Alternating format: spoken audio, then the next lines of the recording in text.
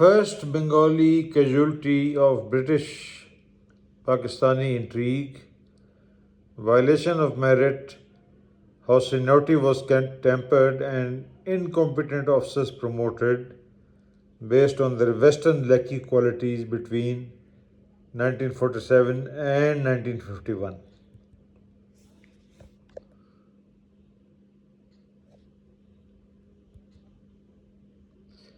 If anyone wants to read lies, Pakistani history written by Pakistani authors, Pakistan based or USA based, is ideal reading. This book is a sad culmination of many years of deep study of Pakistani history. I was intrigued by army list entries of Major General M.I. Majid as the army lists addressed him. This led to this short book which will certainly fill a massive gap in Pakistan's checkered history. I first came across General Majid's name in Brigadier A.R. Siddiqui's book, The Military in Pakistan, Image and Reality, which I had bought on 24th August 1996. Sadly, Siddiqui, since he was a journalist, basically, and a lousy military historian, was himself not clear about Majid's career and the multiple injustices inflicted on Majid by intellectually dishonest characters like Misrvi, Gracie, Ayub, and Liaquat. Majid's service profile remained a mystery, and only study of army lists and a wide survey, including interviews with various personalities who saw Majid, enabled this scribe to form a picture of Majid's service history. Chapter 1. Majid as described in Brigadier A.R. Siddiqui's book, The Military in Pakistan, Myth and Reality. Siddiqui's description of Majid is incomplete and inaccurate and clueless. Siddiqui claimed that Majid commanded an infantry brigade in Kashmir War of 1947-48. Sadly, this was a false claim, and Siddiqui was notoriously famous for making false claims. The factual position was that the factual position was that Majid commanded 10 Brigade in 7 Division from 12th December 1947 to 31st January 1948. During this period, this brigade was stationed at Camp Belpur and had nothing to do with Kashmir War. This brigade did move to fight Kashmir War, but that was on the 23rd May 1948 when it was commanded by Brigadier H.I. Ahmed, Haji Iftikhar Ahmed. The following assertions of Siddiqui are of historical value. Majid's historic active role in the conspiracy was never really established, but during the general screening of doubtful characters, he was one of those thrown out of the army. He enjoyed a reputation for sheer bravado and had been court-martialed and reprimanded several times under the British. His anti-British feelings were widely known, and during his frequent meetings with the press and the PR boys, he voiced them out without demur. Gaps in Siddiqui's narrative. Siddiqui failed to note that Majid was many years senior to Ayub, but his seniority was tempered by the phenomenally intellectually dishonest British Pakistan Army Commander-in-Chiefs Misrvi and Gracie. According to Indian Army list of October 1945, M.I. Majid was commissioned on 27th August 1924. As you can see,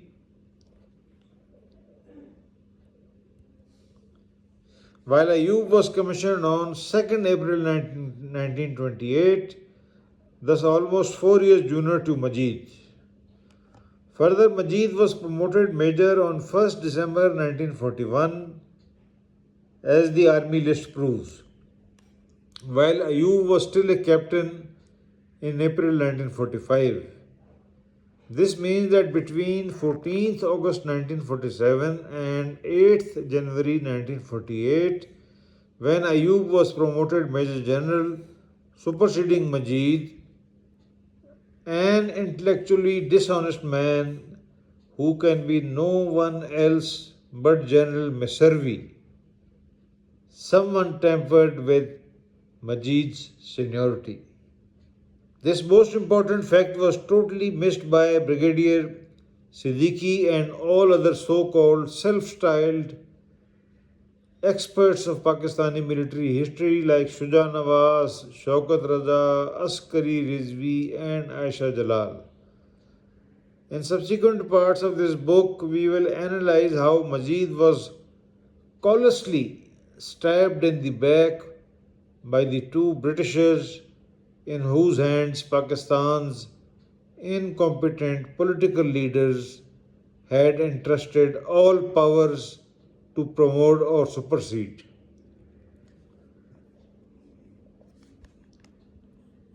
Supersede officers, in other words, Pakistan's politicians, ill read, ill informed, and incompetent, had made two Britishers gods of Pakistan Army. Chapter 2, Aisha Jalal's failures in analyzing Majid. Aisha Jalal, from whom some may have expected greater thoroughness, was a pathetic failure in even knowing about Majid's case. However, her book, The State of Martial Rule, The Origins of Pakistan's Political Economy of Defense, offers crucial insights about the pathetically dismal slavish mentality of Pakistan's first Prime Minister Liaquat Ali Khan. Aisha Jalal's important aspects of analysis relevant to the subject of this book are as below. Number 1. This helped to slow the pace of nationalization process and gave British officers more time to train and appoint dependable Pakistanis to key positions in the army. Jalal further stated on the same page 118, it had been considered opinion of the Nationalization Committee that the process should not be completed before 1953. That is, castration of the Pakistani officer lot.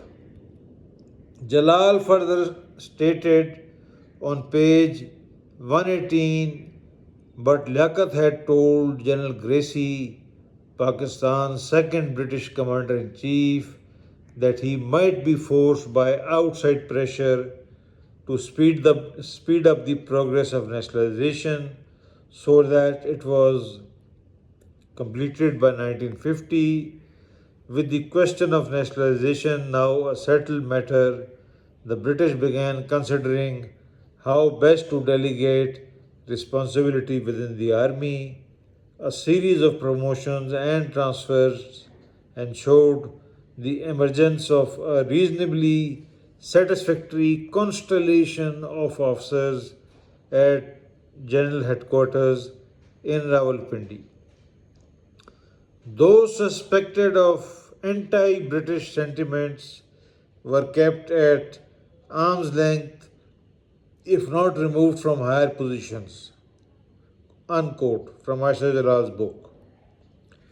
Aisha Jalal's narrative substantiates this book's main thrust that promotions in the newly organized Pakistan Army was based on one most important factor: loyalty to the British, or perhaps Americans, who were bigger gods than the British and actually the gods of the British, the Americans. On page 119, Jalal clarifies that Ayub was an excellent choice as not only loved by British but also liked by Americans. Page 119, Jalal's book. Jalal states Ayub took over the mantle in January 1951 with a less than distinguished career as the highest ranking Pakistani officer in the ill fated Punjab boundary force. Ayub had been dispatched off to East Bengal and only recently brought back to Rawalpindi as Adjutant General. Now, Aisha Jalal's knowledge is shallow. She misses the fact that Ayub's posting to East Pakistan was also a resounding success and a clear triumph of British manipulation because Ayub, when posted to East Pakistan, superseded Major General Majid and some others who were senior to him. This clearly proves that the British had decided to have Ayub as their second best pawn in case their best pawn, Iftikhar, was not available or perhaps burnt to ashes at Gadab. Now, Ayub, dispatched to East Bengal, was brought back to Rawalpindi as Adjutant General. There is a curious absence of any documentation on how the first Pakistani Commander in Chief was selected, says Aisha Jalal. But undoubtedly, General Gracie had a hand in the decision. This is Aisha Jalal. Now, we have to note Aisha Jalal also, having studied in American British University and then taught in American University, is quite a diplomat. Always, one eye on the shoulder and looking at who's reading. We have to remember that in 1950, Gracie was all in all. He was the god who decided promotions in the Pakistan army. Liaquat was simply not the steel-backed man who could dictate to the Britisher. Muslim leaders of Pakistan certainly had marked inferiority complexes. What to talk of Liaquat? Gracie had already defied Mr. Jinnah when he ordered him to send the army into Kashmir. Even the Americans seemed reassured when Ayub was believed to be pro-American, as Jalal states. Chapter 3: Crossroads by Shuja Nawaz.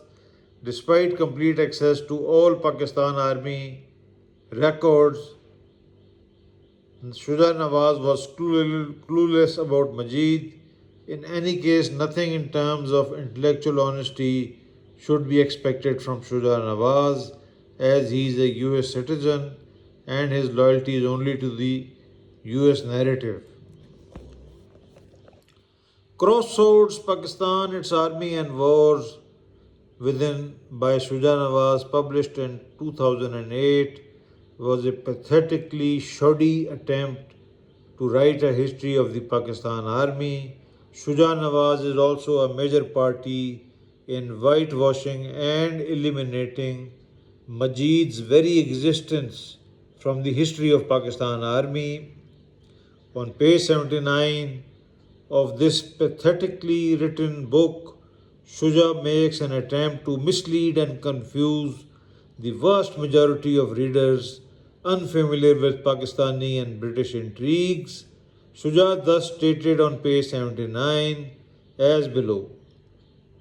Many of the promotions were now, I must interrupt, many as stated by Shuja, is typically intellectually dishonest style of analysis. The actual position as described by many officers who were there, including Major General Akbar Khan, DSO and Lieutenant General Atikur Rahman, MC, was that Liaquat had no say in the promotions of Pakistan Army. Now, Shuja Nawaz states many of the promotions were engineered by the senior British officers. Misservy, the first commander in chief, and after him, Gracie, had a say in most of the postings and promotions and applied rigorous standards, says Shuja Nawaz. Now, this is a totally false claim. Shuja is a civilian and not a serious military historian. The rigorous British standards that he is claiming here is an absolutely nonsense statement. What command quality did Iftikhar or Ayub have? Question mark. Ayub had actually badly behaved in Burma and had been sacked from command after just 52 days of commanding the first Assam. Iftikhar also had no worthwhile battle credentials. How on the earth can characters like Shuja Nawaz make such ridiculously false statements? Now, coming back to Shuja Nawaz, he says that the promotions and the British had applied rigorous standards that were often not to the liking of individuals affected by them. Unquote. Another, roundabout and pathetic statement by Nawaz. Quote, says Nawaz, they had little patience for the officers who exhibited strong political leanings. Akbar Khan was one such officer who indeed initially passed over for promotion to Major General but then restored. He was promoted to CGS in 1950. Akbar and others who were promoted in those early days were often accelerated to higher levels. Now, this is again a nonsense attempt to degrade Akbar Khan by Shuja Nawaz, who had already convincingly established his military command credentials by winning a distinguished service in order in Burma. Now, Shuja Nawaz continues his criticism of Akbar Khan DSO, which is absolute nonsense, and says Akbar's and others who were promoted in those early days were often accelerated to higher levels, often well before they had the experience or the gravitas for command. Now, some verbosity by this character.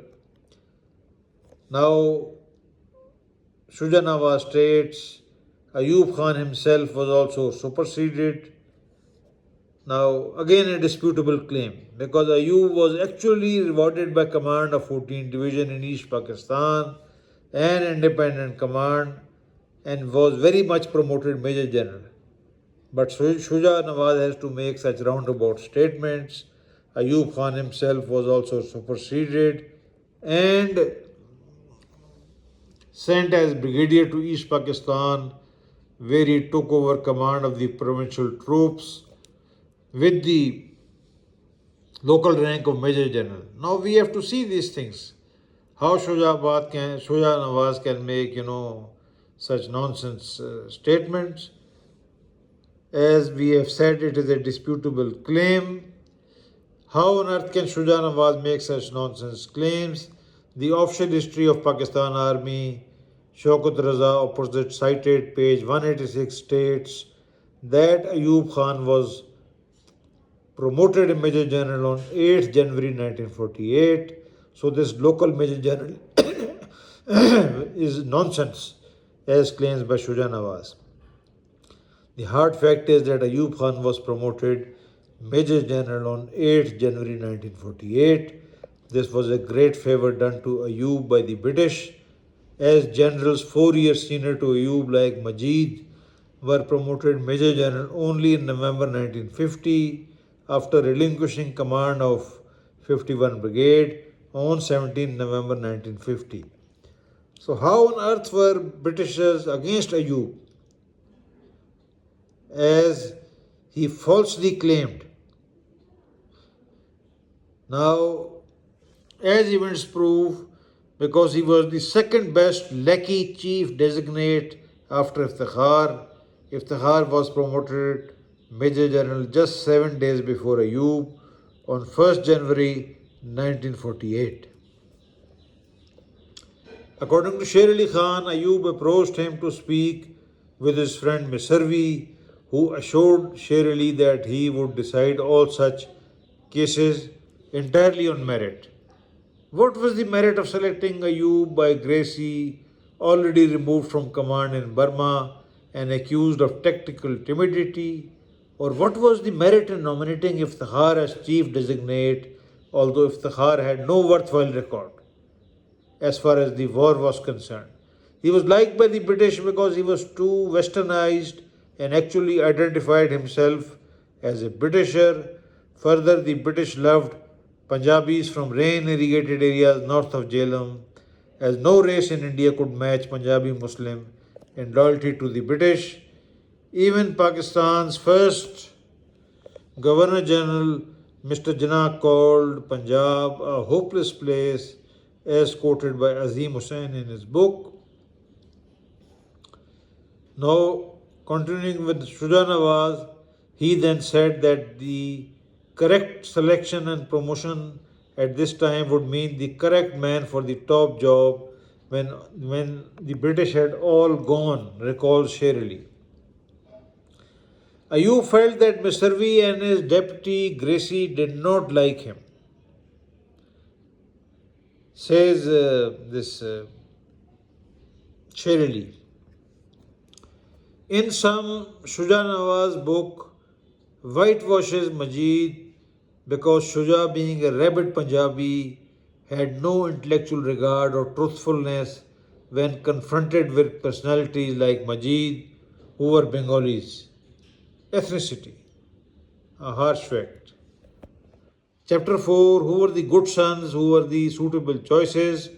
We will now examine those so called suitable officers who superseded Majid in order to understand the British motivation in selecting higher Pakistani army commanders. Major General Iftikhar. The best choice of British Pakistan Army was in a state of shock when Iftikhar was given command of the 10th Division at Lahore on 1st January 1948.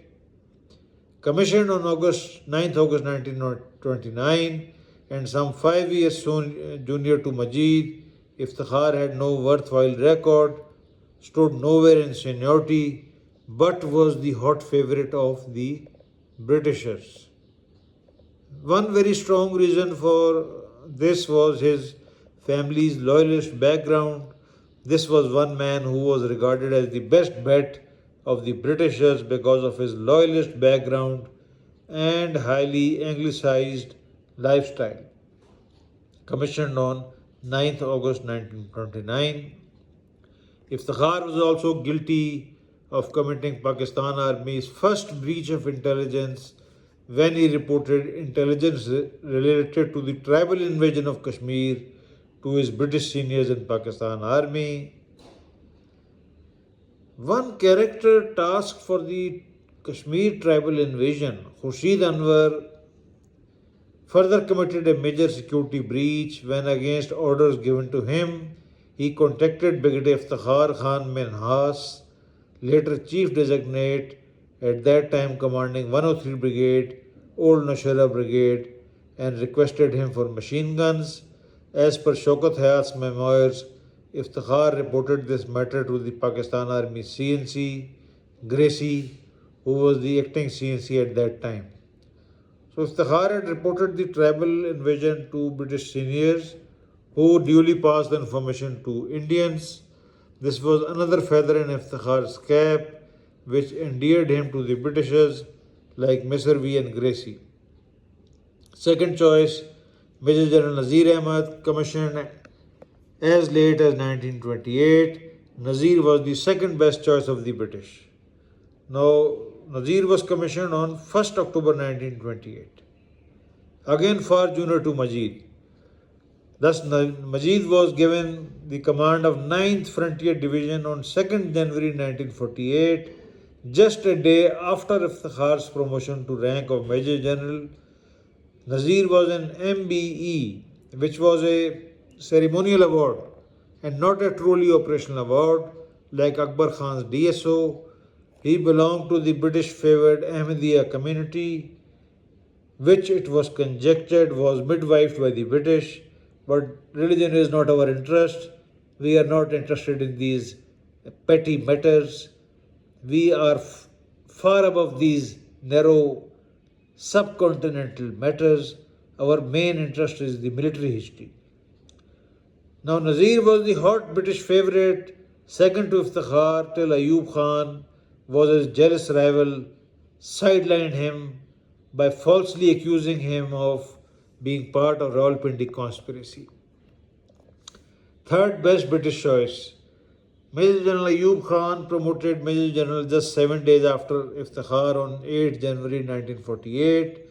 This man, accused of tactical timidity in Burma and removed from command of 1st Assam just after 51 days of command, was the third best choice of the British.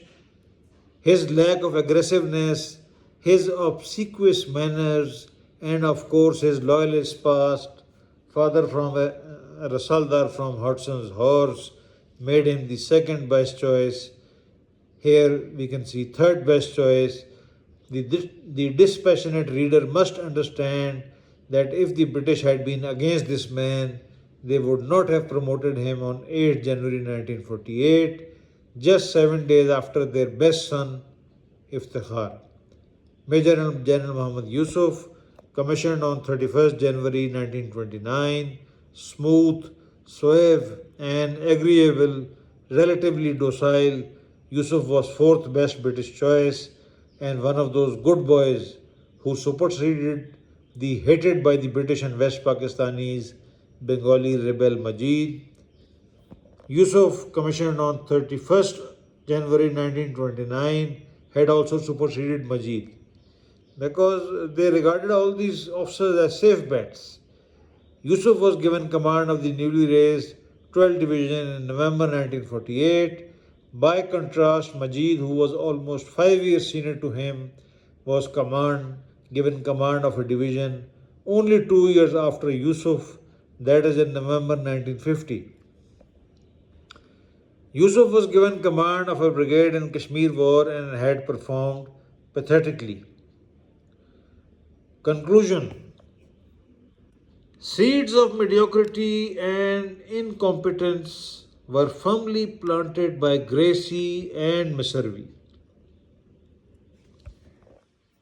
Misservy and Gracie selected Pakistan Army's first chief like a Subadar major is selected for a battalion.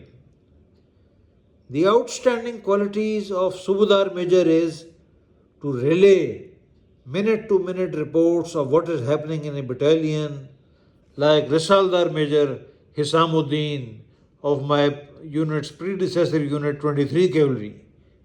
Hisamuddin cleverly reported a planned mutiny in 1915 in Lahore and as a reward was promoted an officer in 1919.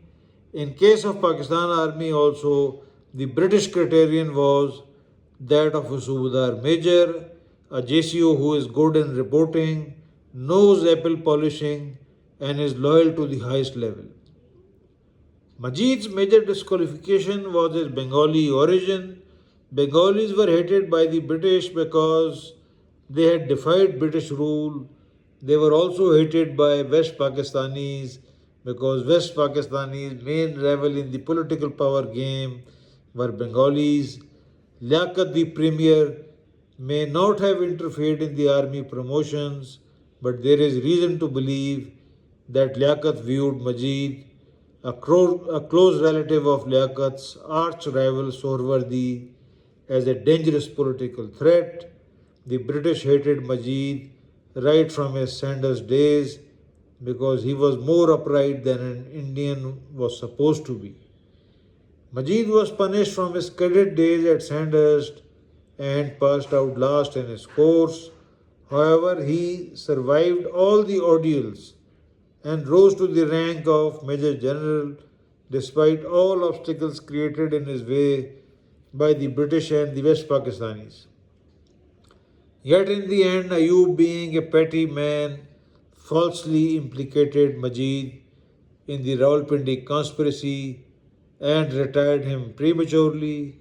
Pakistan Army suffered leadership wise as Ayub Khan and his hand-picked Musa were total failures in 1965 war. The impact of selecting mediocre men firmly instilled by Messervi, Gracie and Ayub continued, and Pakistan Army was again a failure in 1971 war.